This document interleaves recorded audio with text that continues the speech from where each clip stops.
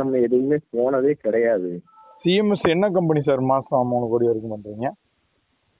இல்லை சார், நம்ம ஒரு 10 கிட்டத்தட்ட ஒரு 10 பிரான்ச் பாக்குறோம் சார், ஒரு 4-5 கம்பெனி. ஓகே, அதான் என்ன கம்பெனின்னு கேட்குறேன். அதிகமா உங்களுக்கு என்ன கம்பெனி வருது சிஎம்எஸ்க்கு? எனக்கு ஆர்பிஎல் வருவாங்க, என்ஓசிபிஎல் வருவாங்க.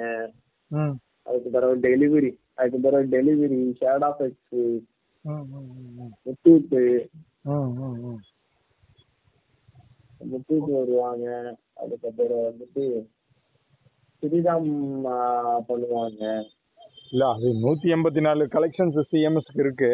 ஆமா சார், அதான் பிரம்மல் வருவாங்க. கிட்டத்தட்ட ஒரு 7-8 கம்பெனி கிட்ட நம்மகிட்ட பண்ணுவாங்க சார். புரியுது சார். மாசம் 3 கோடி பண்ணோம்னா உங்களுக்கு ரொட்டேஷனுக்கு அமௌண்ட் வேணுமே? இல்ல சார், இல்ல சார், மாசம் 3 கோடி வருங்கிறீங்களே, நீ உங்களுக்கு ரொட்டேஷன் அமௌண்ட் வேணும்ல? முன்னாடி உங்க ஃப்ரெண்டோட சேர்ந்து பண்ணீங்க. ஆமா சார். இப்ப தனியா பண்ண போறீங்கன்னா சிஎம்எஸ்க்கு அமௌண்ட் வேணும்ல சார் ரொட்டேஷனுக்கு? நம்ம ரெடி பண்ணி தான் சார் இது பண்ண போறோம். அதுக்கப்புறம் நாங்க ஒரு ஃப்ரெண்ட்ஸா 2 பேர் சேர்ந்து ஆளுக்கு பாதி பாதி போட்டு என்ன பண்ணிட்டு இருந்தோம், ஒரு ஏஜென்சி மாதிரி நம்ம வந்து ஒர்க் பண்ணிட்டு இருந்தோம். ஓகே, அவருக்கும் நமக்கும் கொஞ்சம் இதாகணும்னா அவர் தனியா நான் பண்ண போறேன் அப்படிங்கிறதுனால அது அவங்களோட. இன்னொன்னு, இப்போ நீங்க அங்க ஃப்ரெண்டும் நீங்களும் பண்ணும்போது 3 கோடினா மாசம் எவ்வளவு சார் இன்கம் வந்தது? எனக்கு எப்படியும் அரௌண்ட் ஒரு 40 கிட்ட வரும் சார். 40,000 வரும். ஆனா நீங்க ரெண்டா பிரிச்சுக்குவீங்களா? ஆமா ஆமா ஆமா ஆமா சார். ஆளுக்கு 20 எடுத்துக்குவீங்க? ஆமா சார், ஆமா சார். சரி, இப்ப அவர் போய் தனியா பண்ண போறாரு. சரி, 40 நமக்கே வரட்டும் அப்படின்ட்டு அவர் போய் தனியா போறாரு. அதனால நீங்க தனியா பண்ண போறீங்க, அப்படித்தானே? ஆமா சார். அதாவது 2 பேருக்குமே என்ன அப்படின்னா ஏரியா டிஸ்டன்ஸ் அதிகம். அவர் ஒரு 30 கிலோமீட்டருக்கு அந்த சைடு இருக்காரு, நம்ம ஒரு இங்க இருக்கிறோம். அந்த சைடுல உள்ள கம்பெனிஸ் எல்லாம் அவர் எடுத்து அடிப்பாப்ல. இந்த சைடு உள்ளது எல்லாமே நான் எடுத்து என்ன பண்ணுவேன், அடிப்பேன். வர்றதுல ஆளுக்கு பாதி 50-50 எடுத்துக்குவோம். இப்போ அவரு அந்த இதை அவரு பாக்குற மாதிரி, இந்த சைடு இதை நான் பாக்குற மாதிரி தான் பாக்குறோம். ஓகே ஓகே ஓகே, ஒன்றும் பிரச்சனை இல்லை சார். இப்போ உங்களுக்கே தெரியும் 100% நஷ்டம் இல்லாத பிசினஸ் தான் இது. ஆமா சார், ஆமா சார். சரிங்க, நான் உங்களுக்கு இப்போ ஐடி போறதுக்கு ஏற்பாடு பண்றேன். நீங்க இருக்கிற மிஷின்ல ட்ரை பண்ணி பார்த்து பாருங்க. சரிங்க சார். ஓகே சார், நான் பண்றேன். நீங்களே மாசம் 5 கோடி வரைக்கும் பண்ற மாதிரி நான் ஏற்பாடு பண்ணி தருவேன். சரிங்க சார். ஓகே. சில கம்பெனிஸும் கேட்பாங்க, அந்த பின்கோட்ல எங்களுக்கு வேணும் அப்படின்லாம் கேட்பாங்க. சரிங்க சார். Okay sir. அந்த யாரு இப்போ உங்களை மாதிரி இன்ட்ரெஸ்ட் உள்ளவங்க தான் சிஎம்எஸ் எடுத்து பண்ணுவாங்க. ஏன்னா இப்போ பாத்தீங்கன்னா இன்னொரு டிஸ்ட்ரிக்ட்ல பாத்தீங்கன்னா எல்என்டி மட்டும் தான் ஒருத்தர் பண்றாரு. சரிங்க சார். மாசம் அவரோட இன்கம் மட்டுமே 1,20,000. ஆமா சார், புரியுது சார், புரியுது. பர் டேவுக்கு அவர் 40 லட்சம் பில் அடிக்கிற ஒரு சாமர்த்தியமா எல்என்டி ஆபீஸுக்கே போய் உட்காந்து. ஆனா அவர் நைட்டு வரதுக்கு 12 ஆயிடும். சரிங்க சார். ஓகே. கையில 5 லட்சம் வச்சுக்கிட்டு 40 லட்சம் பில் அடிக்கிற சாமர்த்தியமான ஆள் அவரு. ஆமா சார், நாங்க எல்என்டி பண்ணிட்டு தான் இருந்தோம். எல்என்டியால கொஞ்சம் இதாகுது அப்படிங்கறதுனால அவங்கள விட்டுட்டு மற்ற கம்பெனிஸ் நாங்க பார்க்க ஆரம்பிச்சிட்டோம். நமக்கு கேஷிங் டைம் 10:30 வரைக்கும் தான் இருக்கு. கேஷிங் டைம் 10:30 வரைக்கும் தான் இருக்கு.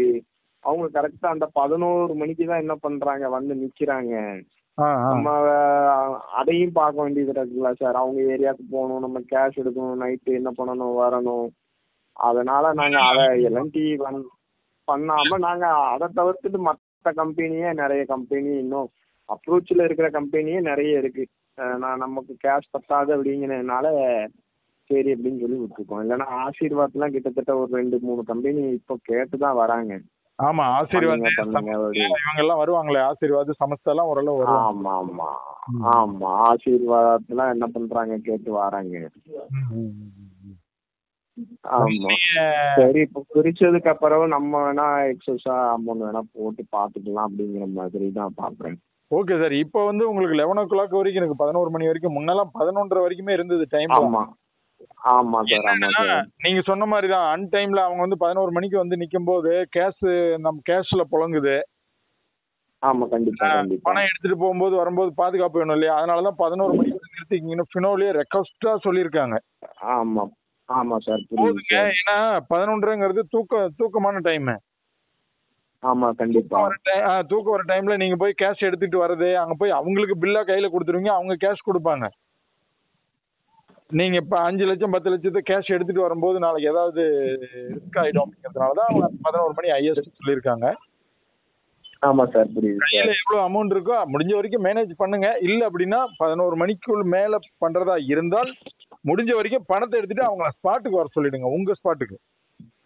ஆமா சார், ஆமா சார். நீங்க போக வேணாம் வேற ஸ்பாட்டுக்கு. 10:30 11 மணிக்கு மேல எந்த ஸ்பாட்டுக்கும் வெளியில போக கூடாது, அவங்க தான் வரணும். ஆமா சார், கண்டிப்பா கண்டிப்பா சார். அந்த மாதிரி பண்ணிக்கங்க. ஏன்னா நீங்க இப்ப இவ்வளவு நாளா இன்ட்ரெஸ்டடா பண்றீங்க, 100% நஷ்டம் இல்லாம பண்ணிருக்கீங்க. ஏற்கனவே எவ்வளவு நாளா சார் எக்ஸ்பீரியன்ஸ் இதுல? சார் அதான் சொல்றேன் சார், நான் 2021 உங்ககிட்ட தான் ஐடி போட்டேன். ஐடி போட்டு தந்தீங்க. ஓகே. பிறகு நமக்கு ஸ்டார்டிங் ஒரு 6 மாசம் நம்மளுக்கு அத பத்தி தெரியற வரைக்கும் உங்ககிட்ட என்ன பண்ணிட்டு இருந்தோம், சஜஷன் கேட்டுட்டு இருந்தோம். அதுக்கப்புறம் ஃபுல்லாவே நம்ம கேஷிங் ஆகட்டும் இதாகட்டும் எல்லாமே நம்ம ப்ராப்பரா பண்றதுனால எந்த ஒரு ஹெல்ப்புமே உங்ககிட்ட இருந்து அதுக்கப்புறம் தேவைப்படல. ஏன்னா வந்து கரெக்டா ப்ராசஸ் போயிட்டு இருக்கு பாத்தீங்களா, அதனால எதுவுமே நம்ம வந்து இது பண்ணல. இப்போ நம்ம இந்த விஷயங்கள் இப்படி வர்றதுனாலதான் இது பண்ண வேண்டியது. இப்ப அவரு கொஞ்சம் தனியா செப்பரேட்டா பண்றேன் அப்படிங்கிற ஒரு இதுக்கு வராரு. அவரு இப்ப ஒர்க்கிங்க விட போறாரு, அவரு தனியா செப்பரேட்டா பண்றேன் அப்படிங்கிற இதுக்கு வராரு. போது நம்ம அவங்க சைடு கொடுத்துதானே ஆகணும்.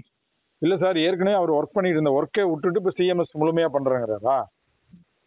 பண்றேன், என் ஏரியா ஃபுல்லா நான் பாத்துக்கிறேன் அப்படிங்கிற மாதிரி அவர் வாராரு. சரி, நம்மளும் விட்டு குடுக்கறது நல்லது தானே. இல்ல ரைட்டு தான். அப்புறம் இவ்வளவு நாளா ஜாயிண்டா பண்றதே பெரிய விஷயம் இல்ல. 4 வருஷம். ஆமா சார், அதான் சொல்றேன். இல்ல சார் 4-5. ஆமா சார். அதே நாங்க எதுனாலும் இதுல வந்து நஷ்டம் கிடையாது, அதனால வந்து எந்த ஒரு இதுவும் கிடையாதுன்னு வச்சுக்கோங்களேன். அடிப்போம் அவங்க சைடு, அவரு பாக்குற ஏரியாவில அவரு கனெக்ட் பண்ணி என்ன பண்ணிடுவாரு, கேஷ் வாங்கிடுவாரு. என் சைடு நான் அடிக்கிறத நாங்க என் சைடு வாங்கிடுவோம். எக்ஸல் போட்டு ப்ராப்பரா ஒர்க் அவுட் பண்ணி நமக்கு வர்ற இன்கம்லாம் ஆளுக்கு 50-50 அப்படிங்கிற மாதிரி நாங்க இவ்வளவு நாள் எடுத்துட்டு இருந்தோம். இப்போ சரி, இப்ப அவருக்கும் வெளியே போறாரு அப்படிங்கும் போது அவருக்கும் ஒரு பிசினஸ் வேணும். அதனால அவரு நான் தனியா பண்றேன் அப்படிங்கிறாரு. ஏன்னா அவரு கூட கொஞ்சம் இன்வெஸ்ட்மெண்ட் பண்ணி அவரு பாக்குறாரு, 20 ரூபா சம்பாதிக்கிறோம் நம்ம, 3.5 கோடி அதை நம்ம சிங்கிளா பண்ணா நமக்கு கிடைக்கும் அப்படின்னு பாக்குறாரு. 40 ரூபாயும் நமக்கே கிடைக்கும் அப்படின்னு எதிர்பார்க்கறாரு இல்லையா? ஆமா, எதிர்பார்க்க. ஏன்னா வந்து இந்த ஏரியாவில் அந்த அளவுக்கு கொஞ்சம் பொட்டன்ஷியல் இருக்கு. அதான் பாத்தீங்கன்னா இன்னும் எங்க கிட்ட அப்ரோச் பண்ண கம்பெனியும் நிறைய கம்பெனி இருக்கு. இப்ப என் சைடுமே எனக்குமே அப்ரோச் பண்ண கம்பெனி நிறைய இருக்கு. கேஷ் லிமிட் அவ்வளவுதான் இருக்கு அப்படிங்கறதுனால நம்ம இது பண்ணோம். இப்ப செப்பரேட்டா பிரியும் போது அவரு எக்ஸ்ட்ரா போடுறேங்கிறாரு. நான் ஒரு 7 ரூபா 8 ரூபா வச்சுட்டு நான் என்ன பண்ண போறேன், நான் ரொட்டேஷன் பண்ண போறேன் அப்படிங்கிறாரு. அப்படிங்கும்போது சரி அப்படின்ட்டு தான். ஓகே சார், நோ ப்ராப்ளம், பண்ணிக்கலாம், ஒன்றும் பிரச்சனை இல்லை. ஆமா சார். ஏன்னா நாங்க இதுல இருக்கிறதுனால எங்களுக்கு அது கண்டிப்பா அதோட இம்பார்ட்டன்ஸ் வந்து எங்களுக்கு தெரியும். ஓகே. அதனால ஒரு ஸ்டாஃப் எத்தனை மணிக்கு வந்தாலும் சரி நம்ம அட்ஜஸ்ட் பண்ணி நம்ம வாங்குறதுனால நம்மளை விட்டு என்ன பண்ண மாட்டாங்க, நம்மள்ட்ட பில் பண்ண வந்தவங்க யாருமே போக மாட்டாங்க. ஓகே. ஏன்னா வந்து ஒரு டைமிங்குள்ள அந்த பில்லு குடுக்கல அப்படின்னா அவங்க சுப்பீரியர் ஏசுவாங்க. எங்களுக்கு நல்லா தெரியும். அதனால அவங்களுக்கு டைமிங்க்கு குடுக்கறதா இருக்கட்டும், அவங்ககிட்ட இருந்து கேஷ் ரெக்கவரி பண்றதா இருக்கட்டும், எல்லாமே நாங்க ப்ராப்பரா பண்றதுனால அந்த 4 வருஷம் நம்ம கிட்ட 4 வருஷம் ஸ்டார்டிங்க்கு முன்னாடி நாங்க ஒரு 12 பிரான்ச் பிடிச்சோம். அந்த 12 பிரான்ச் இன்ன வரைக்கும் நம்ம கிட்ட தான் பண்ணிட்டு இருக்காங்க அவங்க. ஓகே, சர்வீஸ் தானே முக்கியம். சர்வீஸ் நீட்டா கொடுத்தா அந்த சர்வீஸ் வந்து நம்ம அவங்களுக்கு கரெக்டா கொடுத்துட்டு இருக்கறதுனால அந்த 4 வருஷம்னால அப்படியே இருக்கிறாங்க. அதுக்கு இடையில அந்த கம்பெனி ஒவ்வொரு கம்பெனிலயும் என்ன பண்ணிட்டாங்க, மேனேஜர் மாறி போறது, அக்கௌண்ட் கேஷியர் மாறி போறது, இந்த விஷயங்கள்லாம் இருந்தாலும் நம்ம கிட்ட அந்த இது வந்து அப்படியே இருக்கிறாங்க. பரவாயில்ல. நீங்க எல்என்டி பண்ணாமையே மற்ற கம்பெனிஸ் பண்ணியே மாசம் 40 ரூபா கிடைச்சதுங்கிறது ஒரு பெரிய விஷயம் தானே? ஆமா சார். எல்என்டி அது வந்து அவங்க ரொம்ப இதா இருக்கலாம் சார். இப்போ எனக்கு வர கம்பெனி ஒரு 6 மணிக்கு ஒருத்தன் வரான் அப்படின்னா எனக்கு அடுத்து என்ன பண்ணலாம், சிடிஎம் போய் ரொட்டேஷன் அடிச்சு நம்ம இன்னும் 2 கம்பெனி பார்க்கலாம். எல்ஐடி காரங்களை ஒருத்தங்களை நம்பிட்டே அவங்க 11 மணி வரைக்கும் வர்றத நம்பிக்கிட்டே நம்ம கேஷ் அதுலயே வேலட்ல வச்சுட்டே இருக்க வேண்டியது இருக்கு. இதுன்னா என்ன அப்படியே ரொட்டேஷன் மூவிங் ஆகும்ல சார். அந்த அவருக்கும் கேபிபி பக்கம் எனக்கும் கேபிபி பக்கம்னா ஒரு 4 ரூபா பில் அடிக்கும். அப்படி அடிச்சாங்க அப்படின்னா நம்ம ஒரு 4 ஸ்லிப்பு தான் 4 ரிக்வஸ்ட் தான் கொடுக்கணும். நம்ம டக்குனு சிடிஎம்க்கு போனோமா ஒரு 10 நிமிஷத்துல என்ன பண்ணோமா லோட் பண்ணோமா அடுத்து என்ன பண்ணி ரிக்வஸ்ட போட்டு எடுத்து நம்ம என்ன பண்ணிடலாம். அடுத்து ஒரு கண்டினியூஸா ஒரு 2 பிரான்ச்சுக்குனாலும் நம்ம என்ன பண்ணலாம் பில் அடிக்கலாம். இவங்க 11 மணி வரைக்கும் வர்ற வரைக்கும் இவங்க இந்தா வந்துடுறேன் அந்தா வந்துடுறேன் இப்போ வந்துடுவேன். நம்ம இவங்க பல்கா கொண்டு வராங்கன்னு உட்காந்து அவங்க கொண்டு வர்ற அந்த 6 ரூபா 7 ரூபாயே நம்ம 3 கம்பெனி அடிச்சா என்ன பண்ணிடலாம், அந்த 10 மணி டயத்துக்குள்ள எடுத்துடலாம்.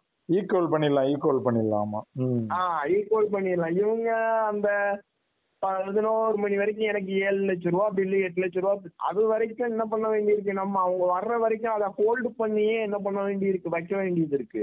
11 மணி வரைக்கும் என்ன சார் பண்றாங்க அவங்க? அப்படி வர வேண்டியதான் நேரமா சார்? அவங்க ஸ்டாஃபே கலெக்ஷன் முடிச்சுட்டு வரவே 8 மணி 9 மணிக்கு தான் வருவானுங்க. அதுவும் வந்து அவங்களுக்கு மேனுவல் பில் அவங்க அடிக்கணும் பாத்தீங்களா, அதெல்லாம் அடிச்சு ஒர்க் அவுட் பண்ணி வச்சுட்டு தான் அவங்க என்ன பண்ணுவாங்க வருவாங்க நம்ம கிட்ட. அதுவும் அந்த கடைசி 1/2 மணி நேரம் இருக்கிற டைம் தான் என்ன பண்ணுவாங்க, நம்மள போட்டு என்ன பண்ணுவாங்க டக்குன்னு என்ன பண்ணுவாங்க அமௌண்ட் என்ன பண்ணுவாங்க ஜிபே பண்ணுவாங்க இது பண்ணுவாங்க. அது வந்து கடைசி எட்ஜுக்கு போகும்போது நமக்கு ஆட்டோமேட்டிக்கா அது ப்ரெஷர் ஆயிரும் சார். நம்மளும் ஹேண்டில் பண்ண முடியாம இது பண்ண முடியாம ஒரு நாள் அவங்களுக்கு கொடுக்க முடியுமா கொடுக்க முடியாதா அப்படிங்கிறது நமக்கு ஸ்ட்ரகிள் ஆகும்.